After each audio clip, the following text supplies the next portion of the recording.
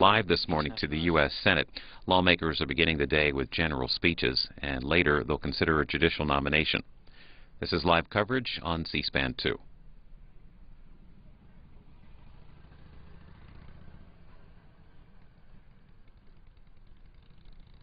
The Senate will come to order. The chaplain, Dr. Barry Black, will lead the Senate in prayer.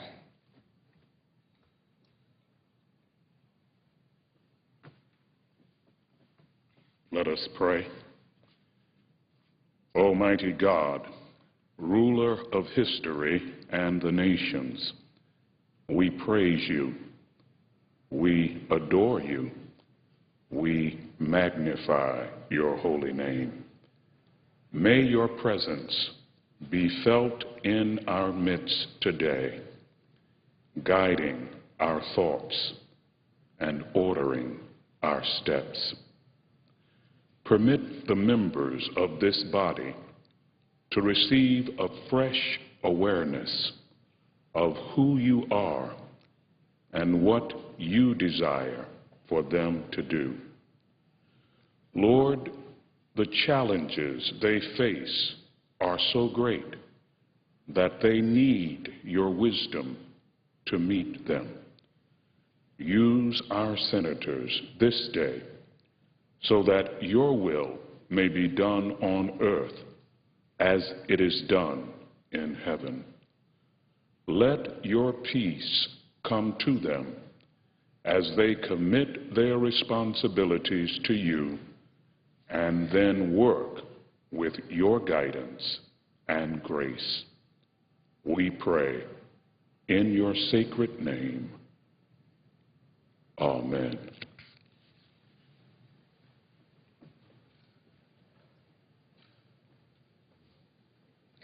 Please join me in reciting the Pledge of Allegiance. I pledge allegiance to the flag of the United States of America and to the republic for which it stands, one nation, under God, indivisible, with liberty and justice.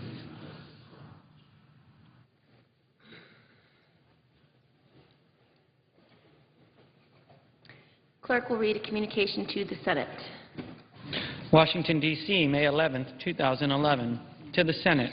Under the provisions of Rule 1, Paragraph 3 of the Standing Rules of the Senate, I hereby appoint the Honorable Kirsten E. Gillibrand, a senator from the state of New York, to perform the duties of the chair. Signed, Daniel K. Inouye, President pro tempore.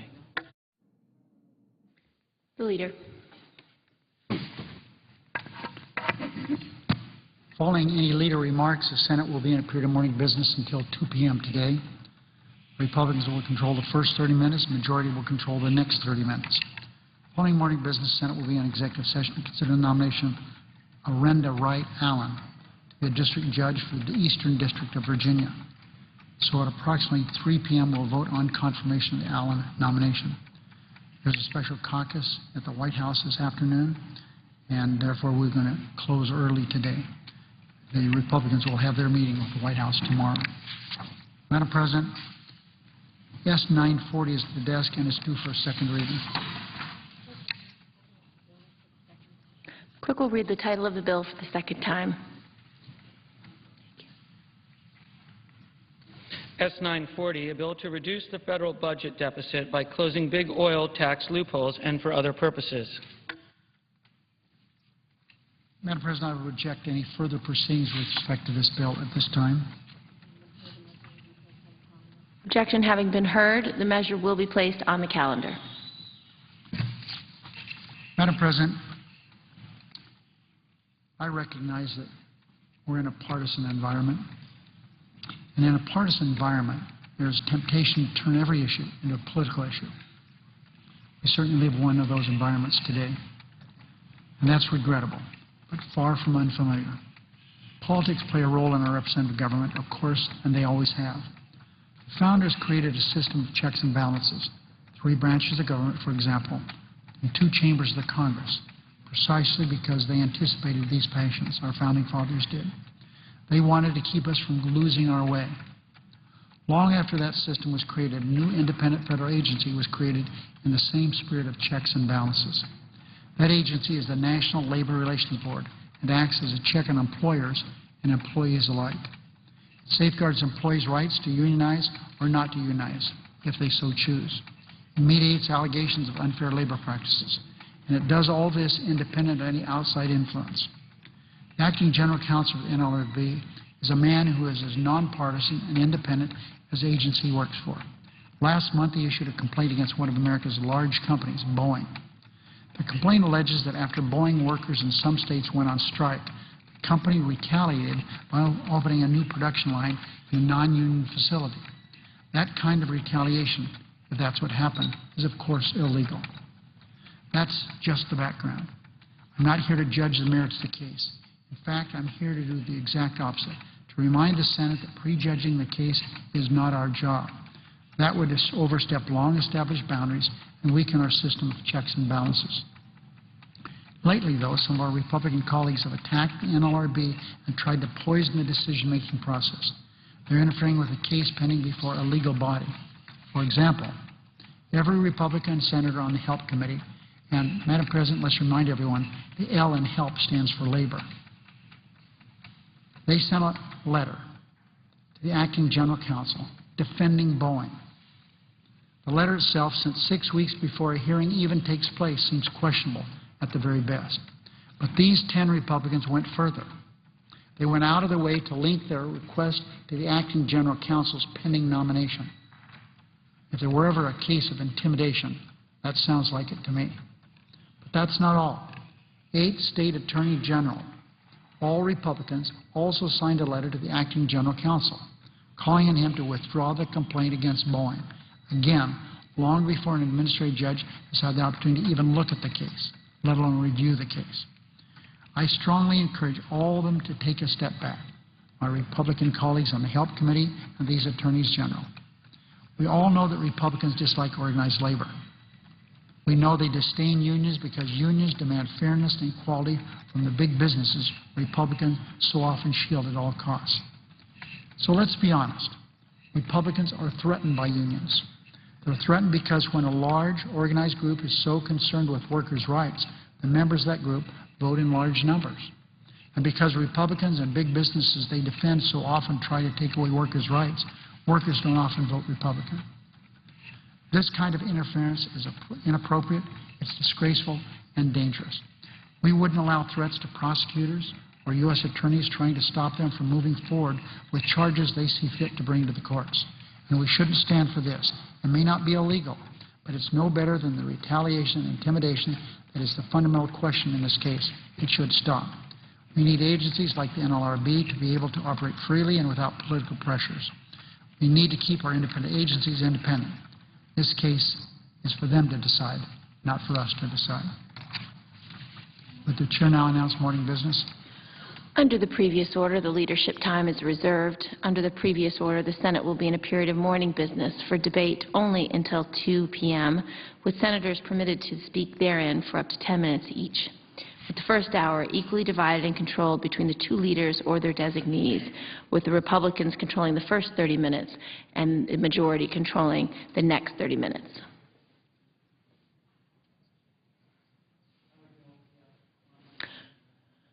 The clerk will call the roll.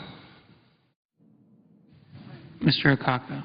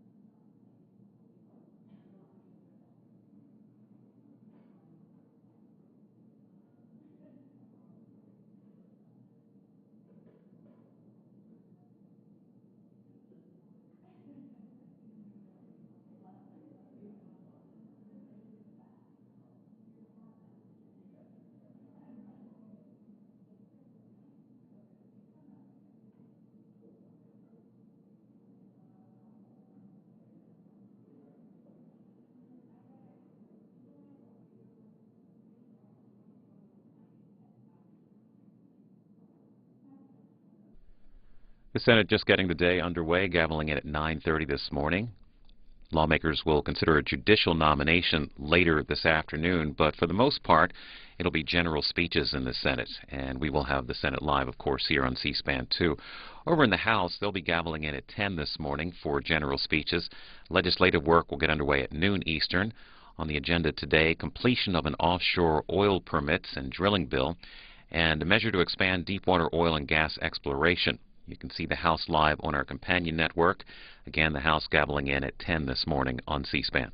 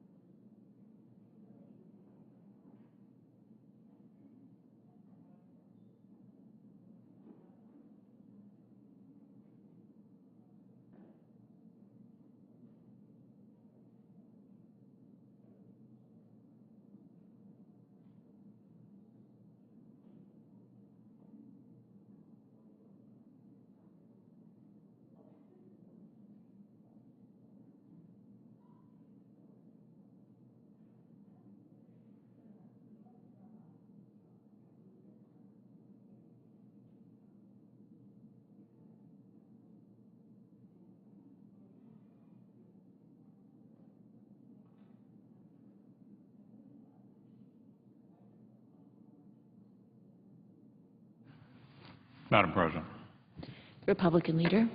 I ask that further proceedings on the quorum call be dispensed with. Without objection. Yesterday, Democrats unveiled yet another attempt to slow American energy production, this time through a tax hike on American energy. They acknowledge, however, that this will not lower the price of gas, and they're right. The Congressional Research Service tells us that raising taxes on American energy will do two things. It will increase the price of gas, and it will increase our dependence on foreign competitors. By taxing American energy production, they're also outsourcing American jobs. So let me get this straight. Higher gas prices, fewer American jobs, and more dependence on foreign competitors at the expense of American energy? That's their plan? No, thank you.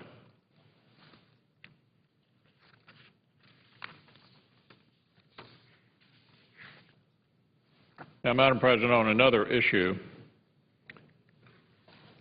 I was happy to see the number 2 Democrat in the House yesterday take a stand against the President's proposed executive order, a proposal disguised as increased transparency, which would allow the administration to review a company's political donations before deciding whether to award a federal contract. That's right. The administration would be able to review a company's political donations before deciding whether to give them a federal contract. Here's how he put it. This is the number 2 Democrat in the House. The White House plan to require federal contractors to disclose political contributions could politicize the bidding process and undermine its integrity. Now, similar efforts have already been rejected by the Supreme Court, the Federal Election Commission, and the Congress during the last session of the Congress. And now there is a bipartisan opposition to the administration's executive order. Now, the White House is spinning this as, quote, reform, end quote, claiming the American people deserve to know how taxpayer money is being used by contractors. However, the proposed executive order would exclude Democratic allies, including federal employee labor unions, environmental groups, and, of course, Planned Parenthood.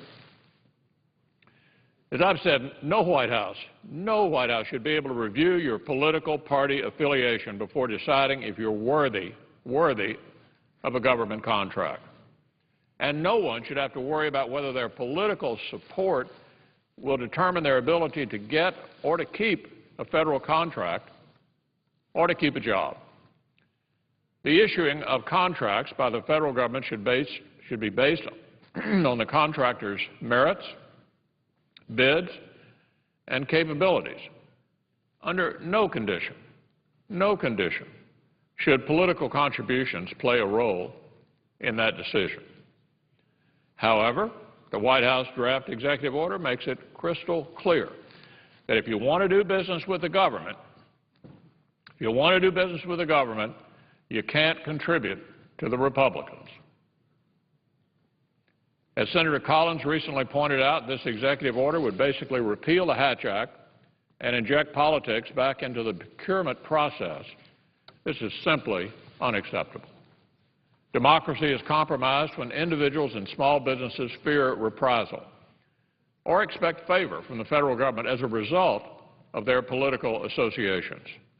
So the recent press reports about this unprecedented executive order raises troubling concerns about an effort to silence or intimidate political adversary speech through the government contracting system. The White House still has an opportunity to not go forward with this, and you can rest assured we will be watching very, very closely, because the proposed effort would represent an outrageous, a truly outrageous and anti-democratic abuse of executive branch authority. Now, it's my sincere hope that the recent reports of the draft executive order were simply the work of a partisan within the Obama administration and not the position taken by the President himself. He should state his position. Mr. President, we're waiting for your response. Madam President, I yield the floor.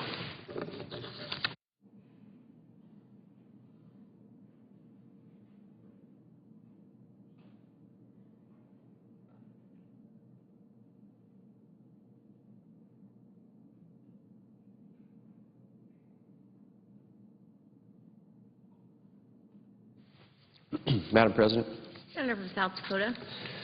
Madam President, since I first came to the Congress back in 1997 as a freshman member of the House of Representatives, I've been talking about spending and debt deficits, and that was a key central element of my campaign for my first election to the House of Representatives way back in the day.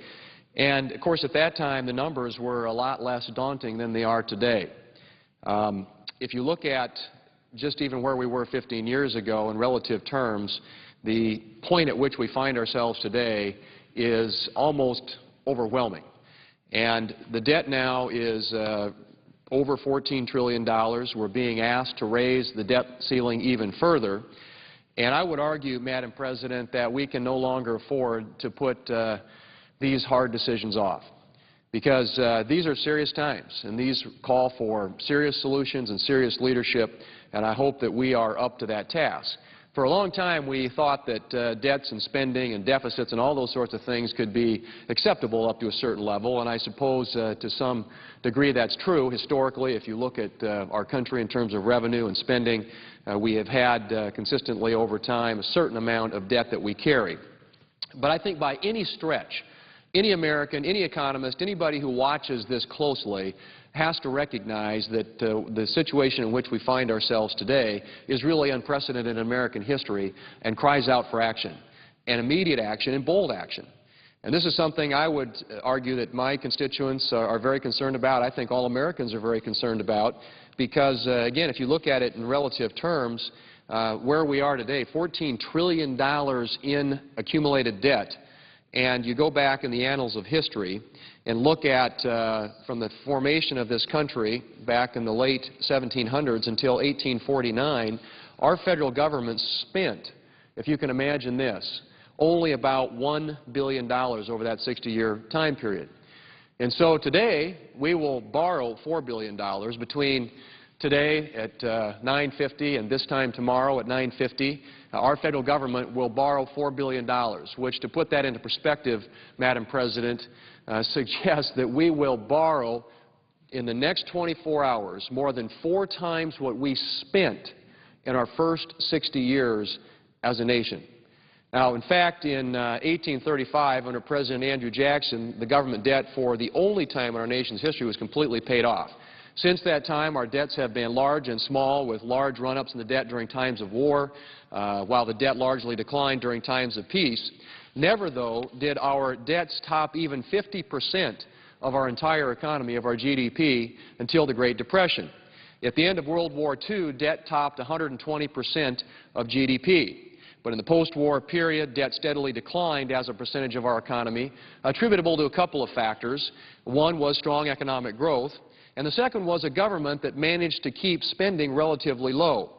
But when you look at the post-World War II time period and you get into the 1960s and you reach that end of the 60s, and that time period to 2008, from 1969 to 2008, government spending consumed on average about 20.6% of our entire economy, while taxes during that time period on average were about 18% of our economy. That imbalance led to a sizable but a manageable national debt. Debt held by the public just before this president took office was $6.3 trillion. Now, to put it into perspective, during the previous 40 years, the budget was balanced on 5 occasions. So if you look back in the last 40 years of our nation's history, there were 5 occasions on which we were able to balance the budget.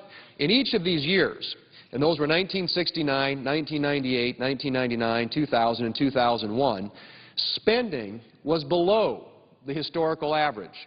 In 1969, spending was just 19.4% of our GDP. In 1998, it was 19.1% of our GDP. In 1999, it was 18.5% of GDP, and in 2000 and 2001, it was only 18.2% of our GDP. And so when we look at the years when our budget was balanced, Madam President, spending averaged just under 18.7% of GDP. So what are we set to spend this year? 24.3% of our GDP, an astonishing 30% more than we have spent historically when our budget was balanced. And our debt held by the public at the end of this year will be nearly double what it was when this president took office. So how do we get to such a high level of spending? Well, to be fair, Madam President, I think you would have to say that some of this is attributable to the economic downturn. Obviously, tax receipts, revenues are down as a consequence of the economy being in a recession. We also have the ongoing conflicts in Iraq and Afghanistan, which have been expensive and obviously have required a large commitment of resources in order to conduct the operations that are necessary for success there. But I would argue also, Madam President, that a substantial chunk is due to the spending spree that Congress has been on since 2008.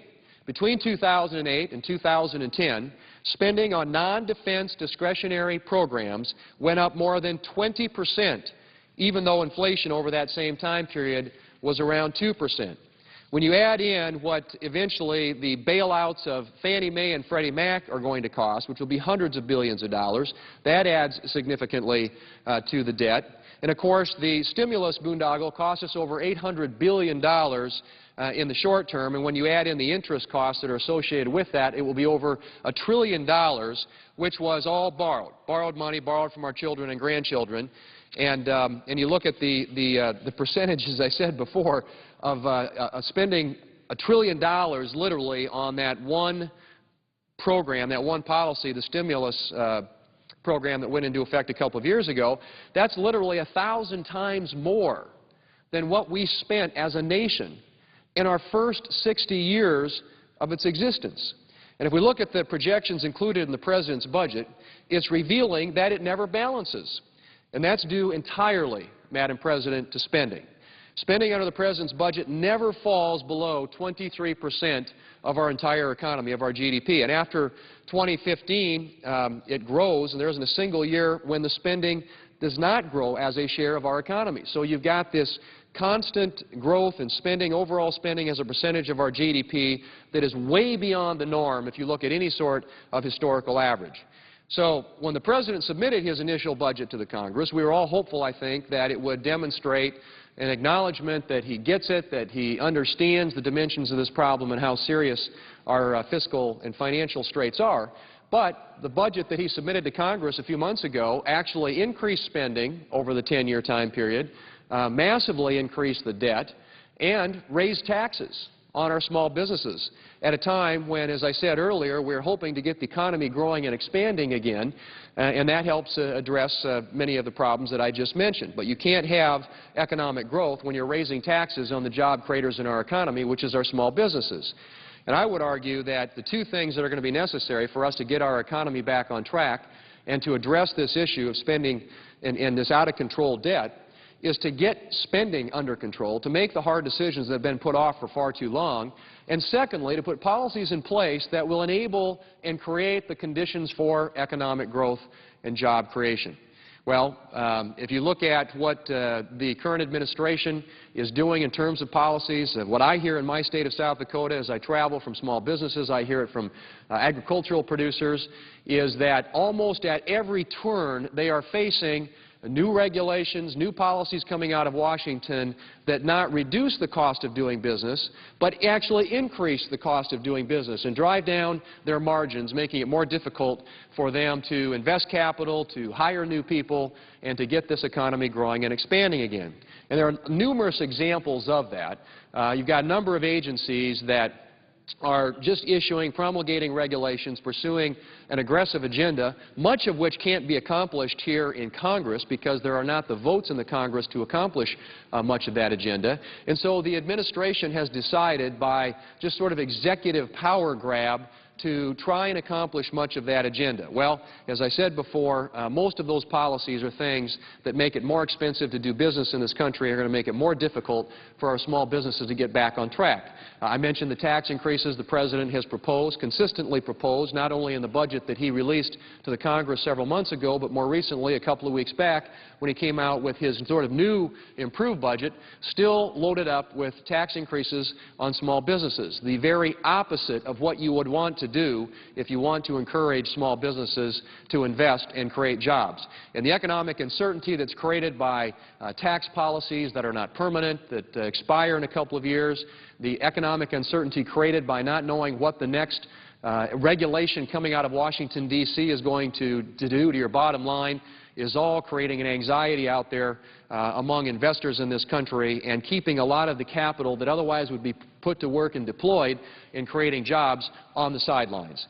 And so if you look at just a few, again, examples, the EPA is probably the most notable one, but that's the one I hear the most about. And it doesn't matter whether I'm talking to a small business group or whether I'm talking, again, to farmers and ranchers. Consistently they say these regulations coming out of Washington, D.C., and specifically in this case, most of them are referring to policies that are coming out of the EPA, are making it very, very difficult for us to create jobs, to put people back to work, and to invest and reinvest in our businesses. And so you have the types of regulations that are coming out of these agencies. You also have, as I said, run-up in costs associated with many of the policies that the Congress has enacted, the spending and debt issues that have been created by the stimulus bill, the new health care bill, which when it's fully implemented will cost $2.5 trillion or thereabouts, but is going to pass on lots of new costs to businesses across this country, not only in the form of tax increases, but also in the form of higher insurance rates, which they're going to be looking at. I think you're going to see just a continued period where businesses, because of this economic uncertainty, continue to sit it out and don't do the things that are necessary to get people back to work and to deal with both high unemployment and also the issue of a sort of depressed economic downturn that is going to make it more difficult for us to expand the economy and address this issue of increasing revenues at the federal level, which will help solve the problem that we have with the deficit and with our debt. Another issue that I would mention, which I think is significant right now in particular, but always is an issue for the people that I represent in South Dakota, is high energy costs. And the Democrat prescription, the most recent one at least, is to tax energy companies. It strikes me at least that if you want to get lower cost energy, one of the things that you would not do is raise taxes, make it again more costly, more expensive for people to do business. And if you look at, again, the EPA, the attempt to regulate greenhouse gas emissions under the Clean Air Act, which they really don't have the authority to do, but that we're moving forward with anyway, has made it much more difficult for energy companies to get permits, and a number of projects have been scratched across this country, and I can think of a couple in my state of South Dakota. But if you look at the fact that we can continue to get about 60% of our fuel from outside the United States, literally sending $1 billion a day to foreign countries because of our addiction to foreign energy, and you look at the policies here that we should be implementing if we were interested in getting to be energy independent and actually produce more American energy, again, you find a complete contradiction between what the President and many of his allies here in Congress say and the things that they do, because they all talk about energy independence. They all talk about getting away from this spending $1 billion a day on foreign oil, and yet the policies tell another story, because we are limiting even more the amount of area in this country that would be open to energy exploration and production.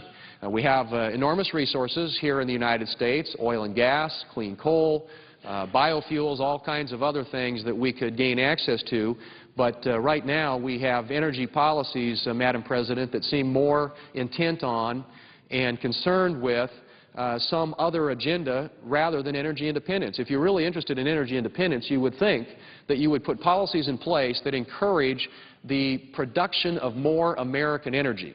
And exactly the opposite is occurring. We've got more and more areas that are been taken off limits, public lands. We can't get to the outer continental shelf. We have a permatorium in existence in the Gulf. We've got areas like the North Slope of Alaska that have tremendous energy resources. Much of this is off limits to production in this country. And all that's going to do, Madam President, is continue to drive us into the arms of foreign countries, many of whom do not have the best interests of this country in mind, and perhaps even worse, fund organizations that plan attacks against the United States and our allies. And so it strikes me, at least, that if you're serious about getting deficits and debt under control, that one thing you would do is put policies in place that enable small businesses to do what they do best, and that is to grow and to create jobs. And secondly, you would put constraints on federal spending here in Washington, D.C., so that this issue that I mentioned earlier of consistent run-up in the amount that we spend on our federal government as a percentage of our GDP starts to not only taper off, but starts to come down. Now, there are a number of suggestions that have been made out there, and certainly perhaps no perfect one, but at least people are taking a legitimate shot at trying to address this issue. There's been a lot of discussion about the Ryan budget that was passed by the House of Representatives. And, of course, that's already being immediately attacked, and perhaps it isn't perfect, but it is a serious effort to control spending. Now, the only other suggestions that we've seen, as I mentioned, are some statements that have been made by the President about his proposals, again, all of which increase taxes, all of which increase spending, and all of which add massively to the federal debt.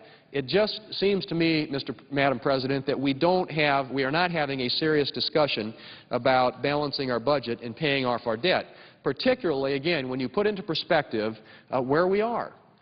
Between now and 10 o'clock tomorrow, we will borrow another $4 billion, which, as I said before, I think it bears repeating, is literally 4 times the amount our entire country spent for the first 60 years of its existence. $4 billion between now and this time tomorrow is the amount that we will borrow. And we're being asked to raise the debt limit, the amount that we can borrow, essentially raise the limit on our credit card in the next few weeks, because we're up against that ceiling. We've hit the max. We've capped out our ability to borrow money, and we're going to be asked to make a vote to increase that borrowing authority. I don't think that can occur, honestly, Madam President, until such time as we are willing to put the steps in place, to take the steps that are necessary to get this issue of spending under control. This is by definition a spending issue. Now, a lot of people are going to argue, we got to have tax increases, we got to have additional revenue. But as you noted from the observations I just made about the times when we balanced the budget in the last 40 years, on those 5 occasions, in every case we were spending less than the average, and in some cases significantly less as a percentage of our GDP. Clearly, the way to attack this issue is to get spending under control, and that's going to require some hard decisions, many of which have been postponed. We've been kicking the can down the road for a long time, and what we've run into now is we're out of road. We've come up to the cliff. We can't kick the can down the road any further. The road is at an end, and we are up against some very serious impediments if we don't take the steps that are necessary to fix this problem. And I'll just mention again, when I talk about the seriousness of this, and over the last few years we've all paid lip service to this issue of deficits and spending and debt, but I always maintain that you have to judge people not by what they say but by what they do and how they vote. And we need to be on the record. We need to be debating this issue, and as we get into the discussion over raising the debt limit, it creates an opportunity for both sides, for Republicans and Democrats to come together behind a plan that will meaningfully reduce spending in this country, that will deal with the issue of entitlement reform, which is something that's going to be desperately needed. We cannot solve this problem in the long term unless we address the issue of entitlement reform, and really get some limits on spending that will be binding, that we can't get around. It's too easy around here to waive things, to declare it an emergency, and to continue to spend like there's no tomorrow. But these are serious times, Madam President. They require serious leadership and serious solutions, and that point is probably no better made by the statements that have been made by some of our leaders in this country. As you all know, the Chairman of the Joint Chiefs of Staff, Admiral Mike Mullen, has said in testimony before Congress that the greatest threat to America's national security is our national debt. I think that is a stunning and powerful statement about where we are and the importance of acting and acting now. You had former Federal Reserve Chairman Alan Greenspan say not too long ago that there is a 50% probability that we will face a debt crisis in the next 2 to 3 years.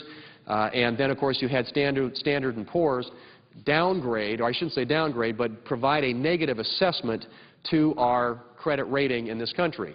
And that, too, is something that we have not seen before. And I hope that if we're willing to take the steps that are necessary, that we can avoid our credit rating being downgraded. But typically what happens when you get a negative assessment like that, it's not too long that a downgrade in your credit rating follows. And so I would hope that based upon all those, and those aren't just anecdotal things, those are fact-based assessments and analysis of where we are. These are people who know the importance of dealing with these issues. We continue to borrow more and more money from other places around the world, and we continue to put our future at greater and greater risk and in greater jeopardy for our children and grandchildren if we're not willing to take the hard steps that are necessary. And I will say, Madam President, this will not be easy. There will be obviously political consequence to any decisions that we make here, but these decisions are going to be particularly difficult because we have put them off for so long. But the easy decisions, the low-hanging fruit, it's no longer out there. We now have to decide, are we going to continue to spend and spend and spend and borrow and borrow and borrow to the point where we head over that cliff because we've run out of road to kick the can down, or are we going to make these hard decisions now and get serious about providing a stronger and a better and a more prosperous future for our children and grandchildren? We can't act like the federal government does not have a spending problem. Those days are gone. We no longer have that luxury, and the numbers bear that out. And so we need to look at the debt limit, the upcoming debt limit vote, as an opportunity for Republicans and Democrats to come together behind a plan that will meaningfully address our spending problem. The status quo is not acceptable. It is going to require leadership from the President, which so far, as I said, has been non-existent, and I hope that he will step forward. It's going to require leadership from Democrats here in the Senate. They control the agenda here. They have the majority. I hope that we do a budget this year. We didn't do a budget last year here in the Senate, and it's important that I think we have that debate. The American people see us debating how we're going to spend their tax dollars. That's something that I think every American should expect and deserve from their elected leaders, and I hope that we will have a budget markup in the near future here where we can get these issues out in front, not only of us for discussion, but also in front of the American people, because this is their future that we are talking about, and our failure to act, if we don't act, we are putting in great peril and great jeopardy the future for our children and grandchildren.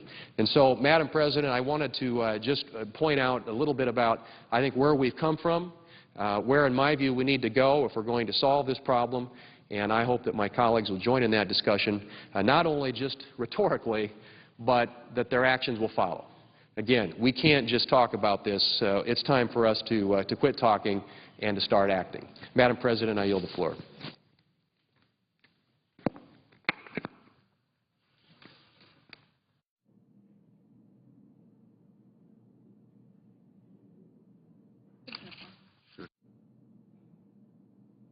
President, I suggest the absence of a quorum. Clerk will call the roll. Mr. Akaka.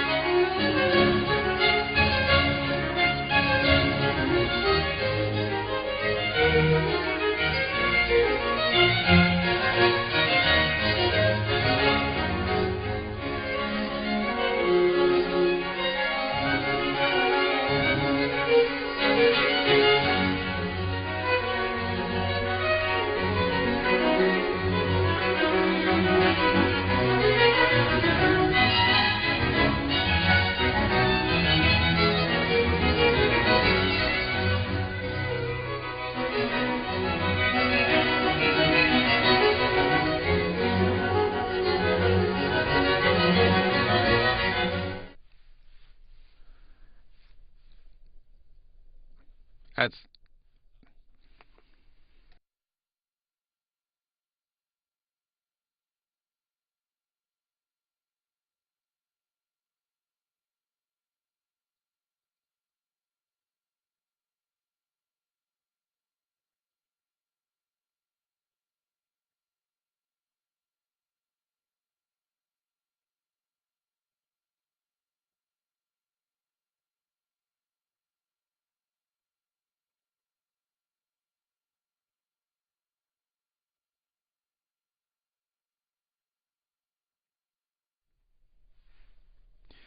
Well, as the Senate continues in this quorum call, we're waiting for further business to be conducted.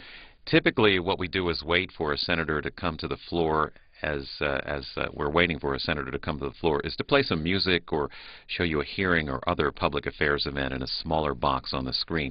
What you've probably seen recently, and what you see on your screen right now, is that we're showing you tweets from Congress members, House and the Senate, as they go about their day. Members might remark on an event that they're attending or a particular bill that they're supporting, or calling for your attention to a certain effort. You can watch these streams of tweets on the screen, or you can look at them when at your convenience at twitter.com/cspan with no hyphen.